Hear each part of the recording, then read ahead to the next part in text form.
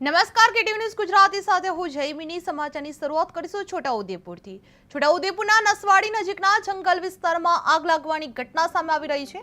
આગ લાગતા હજારો વૃક્ષોના પાંદડા બળીને ખાખ થઈ ગયા હતા તેમજ નાના કીડા મકોડાનો પણ સફાયો થયો હતો। અવારનવાર જંગલ વિસ્તારમાં આગ લાગવાની ઘટનાઓ સામે આવતા વનપ્રેમીઓમાં રોષ જોવા મળી રહ્યો છે। આગને કાબૂમાં લેવા માટે વન વિભાગ આગ દ્વારા કામગીરી હાથ ધરવામાં આવી હતી।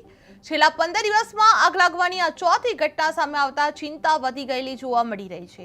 નસવાડી જંગલ વિસ્તારમાં આગ લાગવાની ઘટના સામે આવી રહી છે જેમાં હજારો વૃક્ષો અને પાંદડા બળીને ખાખ થઈ ગયેલા જોવા મળ્યા છે જેમાં કીડા મકોડાનો પણ સમાવેશ થઈ ગયો છે જેમાં 15 દિવસમાં ચોથી ઘટના સામે આવી રહી છે જ્યાં આગ લાગવાની ઘટનાથી વનપ્રેમીઓમાં પણ રોષ ફેલાયેલો જોવા મળી રહ્યો છે। જે નસવાડી જંગલ વિસ્તારમાં આગ લાગવાની ઘટના સામે આવી રહી હતી જે આગ લાગતા હજારો વૃક્ષોના પાંદડા બળીને ખાખ થઈ ગયેલા જોવા મળ્યા હતા તેમજ નાના કીડા મકોડાનો પણ સફાયો થયેલો જોવા મળ્યો હતો।